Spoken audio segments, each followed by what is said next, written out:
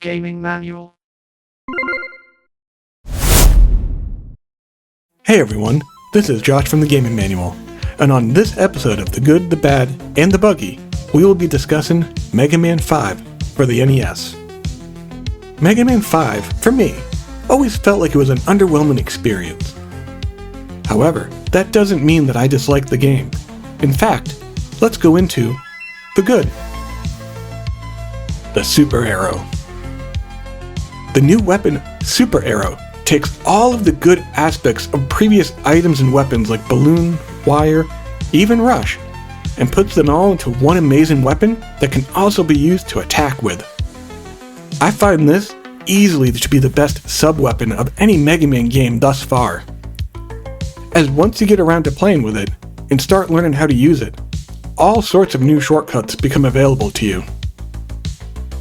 Super Arrow can lessen the pressure of the elevator in Gyro Man's stage by giving you a little bit of breathing room to line up your jump, or at least give you a couple tries before getting crushed by the spikes. You can easily breeze through some of the most challenging parts of Crystal Man's stage simply by timing a slide on top of the Super Arrow, and yes, it does work every time. Bye! Napalm Man has two shortcuts. One at the start of the stage that you can skip over all of the tiger robots easily, and a second at the halfway checkpoint where you can skip over two robots that fire out homing missiles at you. The Protoman's Castle Stage 3 has two great shortcuts that also let you bypass some of those more annoying disappear and block sections. Both require a little bit of practice to get the timing down, as you will need to slide halfway through the first shortcut, just like we did with Crystal Man. As for the second one, you'll need to time a jump at the very end, otherwise you risk falling to your death instead. This weapon breaks the game due to how versatile it is, and also quite literally as well too. If you are new to the game, you can get the Super Arrow from defeating Starman, which I personally believe to be one of the easier bosses to start with. Yeah! Your new companion, Beat the Bird. Unlocking Beat can be a pain at first, since you have to find where the letters M-E-G-A-M-A-N-V are located. Most are in plain sight, but can be tricky to get to. But G in Snowman stage and E in Waveman stage can easily be missed due to where they are located.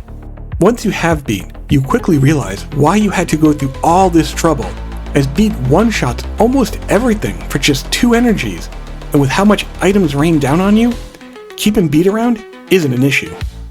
Unless that happens. But you can also grab a letter for the second time if you are replaying a stage once you have already acquired Beat, in order to fully restore Beat's energy. And why even bother fighting the final boss yourself?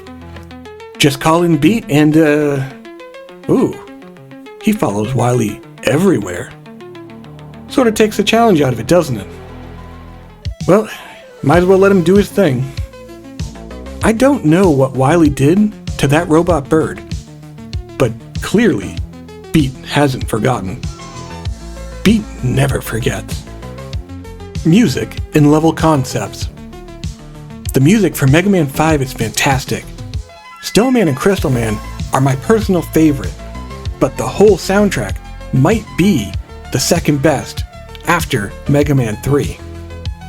Stone Man's level and music have a great mountain climbing feel to it, as if you really are trying to raid a base that was built into some kind of random mountainside. As for Crystal Man's stage, it has more of a mystic feeling mixed with exploration. And with levels like Starman that feel weightless, Gravity Man flipping between the floor and the ceiling, Wave Man with the Wave Rider, and even Charge Man with the parallax background to make it feel like you're moving. This brings us to the first bad topic, the level design itself. With such great level concepts, it really is unfortunate that the levels themselves do not live up to the typical Mega Man style. For example, in Mega Man, you have the moving platforms that can drop you in Guts Man stage, as well as Iceman, which has the moving platform enemies that can shoot you, but also can be used as a platform to move across. Both are introduced to you as a concept, then built upon over the course of the level as it becomes more and more challenging. Finally, you will encounter these concepts again, but mixed in with others during the Wily stages. None of this is done in Mega Man 5, and most levels are fun to play, but lack the usual challenge, making all the levels sort of feel like, hey, I have an idea, let's test it out. But then it never went beyond that. It would have been amazing to have another Wave Rider section to get into Wily's castle, or have the gravity switches that could have made for some fun but challenging platforming once inside. Even the floating bubbles or elevators, as short as they were, it would have been nice to see more of it.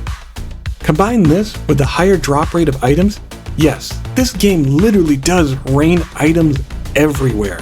The levels feel lacking when it comes to the polish that previous games had, resulting in a gaming experience that's not bad, but it's not too memorable either. At least they kept the spike fall. The new M-Tank. One new idea they had was to include a stronger E-Tank called the M-Tank. There are only 3 in the whole game. One is in Crystal Man stage, one is in Stone Man stage, and the last one is in Protoman's Castle stage 2. You can only ever have one max in your inventory.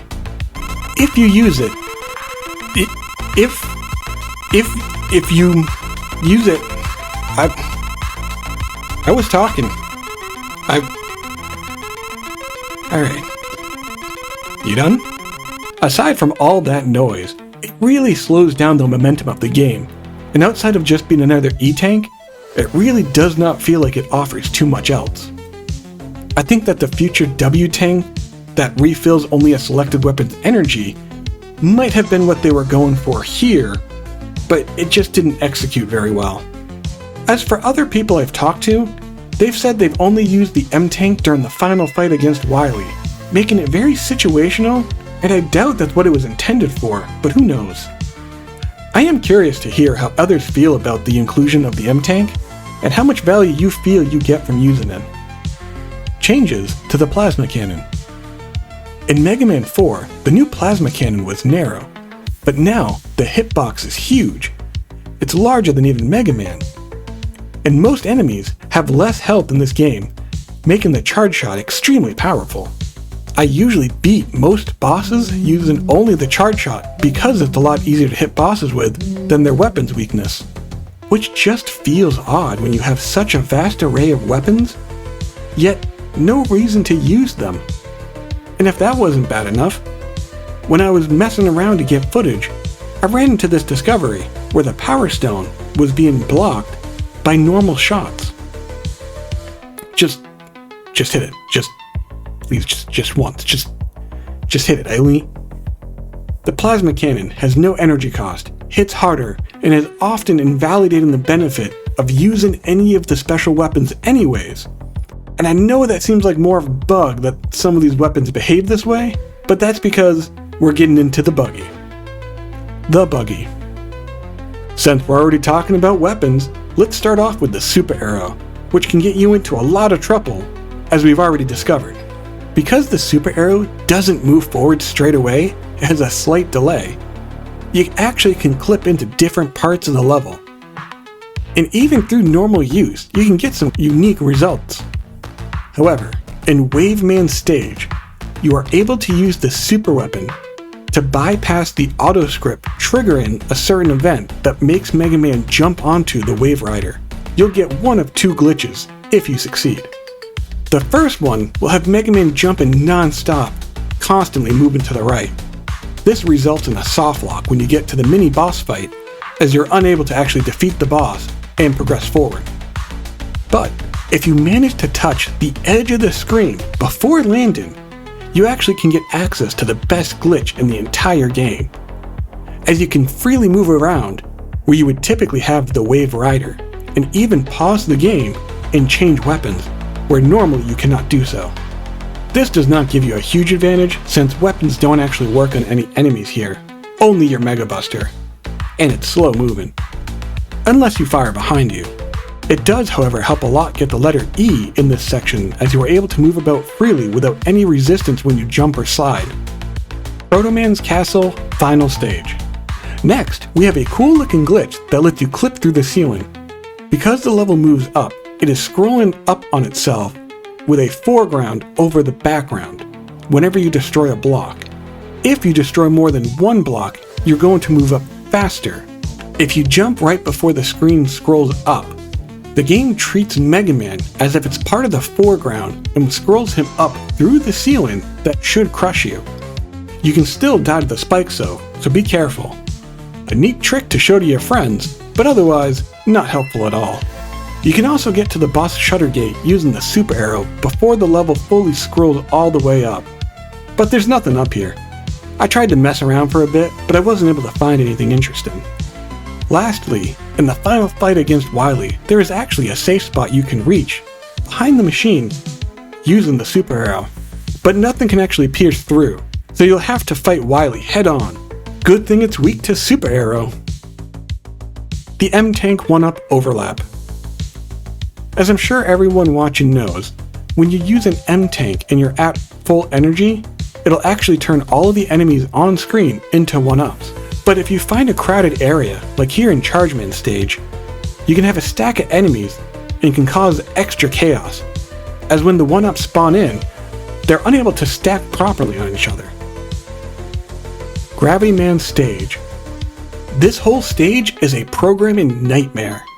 The more weapons that you have, the more glitches that there will be. The gravity switches here have no problem at all when you walk through, or even jump through, or even slide. Never mind, don't slide. What about Napalm Bomb? That falls up, or no, down, but it's supposed to go up, which is, no, never mind.